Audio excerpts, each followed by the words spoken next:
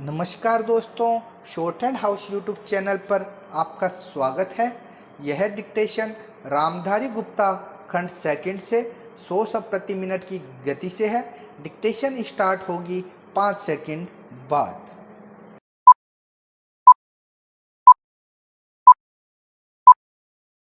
Start. महोदय, इस उपग्रह पर मानव अस्तित्व को बनाए रखने के लिए सबसे पहले आवश्यक है कि ऐसे विकास कार्यों को जारी रखा जाए जो सामाजिक न्याय पर आधारित हो और जिन्हें न्यायपालिका का समर्थन प्राप्त हो, अन्यथा पर्यावरणीय प्रदूषण के कारण न तो पीने के लिए साफ पानी मिलेगा और न सांस लेने के लिए शुद्ध वायु और न ही आश्रय देने वाले वृक्ष ही रहेंगे।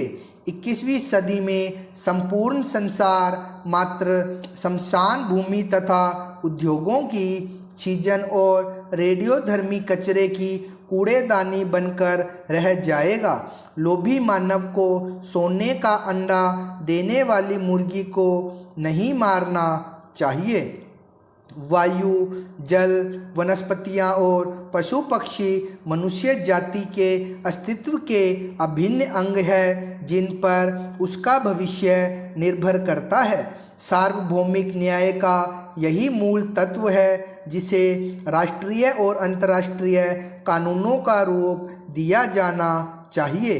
कुछ विशेष अपवादों को छोड़कर हमारे न्यायालय समझते हैं कि पर्यावरण संबंधी कानून से न्याय व्यवस्था भंग हो जाएगी और कानूनी अधिकारों का हनन होगा, क्योंकि हमारे विधिवेता और न्याय प्रणाली कानून के इन नए आयामों से अपरिचित ही नहीं अनभिज्ञ भी है। यह अधिनियम काफ़ी व्यापक है और इसमें विभिन्न प्रकार के जल स्रोतों को शामिल किया गया है। अधिनियम में केंद्रीय और राज्य प्रदूषण निवारण एवं नियंत्रण मंडलों की स्थापना का प्रावधान किया गया है, जो स्वायत्त निकायों के रूप में कार्य करेंगे। अधिनियम के कार्यान्वयन के लिए स्थापित इन मंडलों के 2 महत्वपूर्ण कार्य हैं: प्रदूषक मानक निर्धारित करना तथा उद्योगों के कचरे और वाहित मल को नदियों में बहाने के लिए स्वीकृति प्रदान करना। केंद्रीय प्रदूषण नियंत्रण मंडल केंद्र सरकार और राज्यों के प्रदूषण नियंत्रण मंडल राज्य सरकारों के लिखित निर्देशों का पालन करने के लिए बाध्य होंगे। राज्य में प्रदूषण नियंत्रण मंडल द्वारा निर्धारित मानकों का अतिक्रमण और सहमति की शर्तों का उल्लंघन करने वालों को कठोर दंड देने का प्रावधान किया है। तथापि इस अधिनियम के अधीन प्रदूषण नियंत्रण मंडल द्वारा शिकायत किए जाने पर या उसकी पूर्वानुमति से ही किसी न्यायालय द्वारा किसी अपराध पर विचार किया जा सकता है। अधिनियम में यह भी प्रावधान किया गया है कि यदि किसी कार्य से जल प्रदूषण की आशंका हो तो राज्य प्रदूषण नियंत्रण मंडल द्वारा उसे रोकने के लिए न्यायालय में याचिका दायर की जा सकती है। इस अधिनियम के द्वारा पानी के नमूने लेने, जांच और मुआयना करने के लिए प्रदूषण नियंत्रण मंडलों को व्यापक अधिकार दिए गए हैं। केंद्र सरकार द्वारा केंद्रीय जल प्रयोगशाला और राज्यों में राज्य स्तरीय जल प्रयोगशालाओं की स्थापना और विशेषज्ञों की नियुक्ति का भी प्रावधान इस अधिनियम में किया गया है। वाहित मल और उद्योगों के कचरे से होने वाले जल प्रदूषण को रोकने के लिए आवश्यक उपाय स्वयं करने का अधिकार भी राज्य प्रदूषण नियंत्रण मंडलों को दिया गया है। यह अधिनियम लगभग ब्रिटिश अधिनियम की नकल है और प्रदूषण फैलाने वाले या उससे प्रभावित समुदाय दोनों पर इसका कोई असर नहीं पड़ा। महोदय, विधिवेताओं ने इस अधिनियम की कमियों को बताया और कुछ मायनों में ब्रिटिश कानून से भिन्न होने के कारण यह उतना शक्तिशाली नहीं रहा। भारत में प्रदूषण निवारण के लिए अनेक प्राधिकरण और अधिकारी, अनेक प्रकार के नियंत्रण और अलग अलग कानून एक समस्या है जिससे कानून कमज़ोर पड़ जाता है और उसका प्रभाव कम हो जाता है। इसके अलावा जो लोग प्रदूषण के शिकार होते हैं वे प्रदूषण नियंत्रण मंडल की स्वीकृति के बिना सीधे न्यायालय में नहीं जा सकते। इससे जनता कानून से विमुख हो जाती है। अधिनियम की खामियों के कारण हाल ही में केरल उच्च न्यायालय द्वारा प्रदूषण नियंत्रण मंडल का मुकदमा खारिज कर दिया गया। जल अधिनियम 1974 के अनुरूप वायु प्रदूषण निवारण एवं नियंत्रण अधिनियम 1981 तैयार किया गया।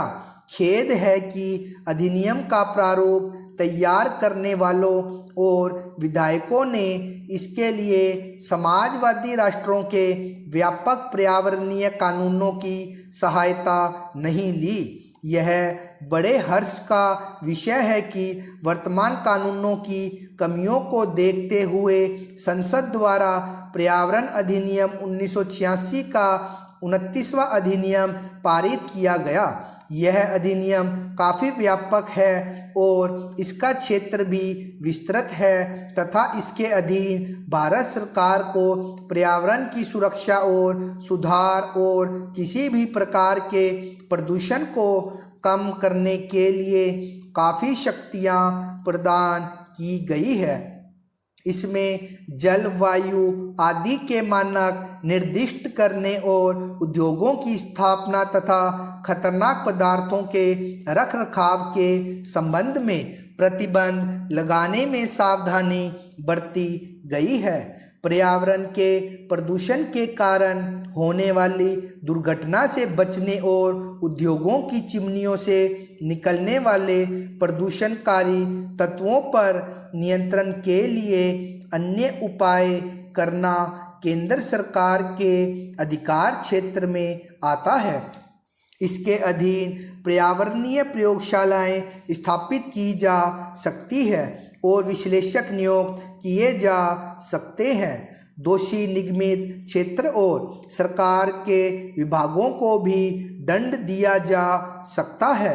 यद्यपि यह कानून काफ़ी साहसिक कदम समझा जा सकता है, लेकिन संकट के समय निष्प्रभाव साबित हो सकता है।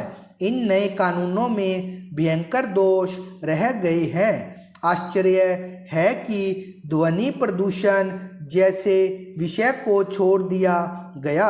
यद्यपि केंद्रीय प्रदूषण नियंत्रण बोर्ड द्वारा हाल ही में इस संबंध में संशोधन किया गया है जिसे अभी लागू किया जाना है। जनता की भागीदारी को प्रोत्साहित नहीं किया जाता और अफसरशाही पर अत्यधिक भरोसा किया जाता है। कारोबार की स्वतंत्रता पर समुचित प्रतिबंध लगाए गए हैं और पर्यावरण सुरक्षा के कारण खतरनाक उद्योगों को नियंत्रित या मनाही की जा सकती है। संविधान के अनुच्छेद 21 में दिए गए जीवन के अधिकार के अधीन प्रदूषण उद्योगों पर लगाए गए सारे प्रतिबंध वैध है। बहुमूल्य प्राकृतिक संपदा को नष्ट होने या क्षति होने से बचाने के लिए अनुच्छेद 39 के अधीन राज्य द्वारा औद्योगिक और कृषि कार्यों पर प्रतिबंध लगाया जा सकता है। अनुच्छेद 39 ख के अधीन भौतिक संसाधनों पर नियंत्रण ताकि उनका सामान्य हित में सर्वोत्तम उपयोग किया जा सके। महोदय, बहुत पहले से ही महिलाओं को अपने अधीन रखकर पुरुष प्रधान भारतीय समाज ने उनके विकास के द्वार बंद कर रखे हैं। प्राचीन भारत में सामाजिक और राजनीतिक बदलाव के साथ साथ महिलाओं की स्थिति में भी बदलाव आता रहा है। कभी तो यह माना गया कि जहाँ नारी की पूजा होती है वहाँ देवता रमते हैं। स्टॉप। डिक्टेशन का आप बार बार आउटलाइन बना के अभ्यास कीजिए तथा इसे ट्रांसक्राइब जरूर कीजिए, और जिन वर्डों की मिस्टेक्स आ रही है उनके आप आउटलाइन बना के उनका अभ्यास करें तथा डिक्टेशन लिखते समय वाक्यांशों का प्रयोग जरूर करें। धन्यवाद।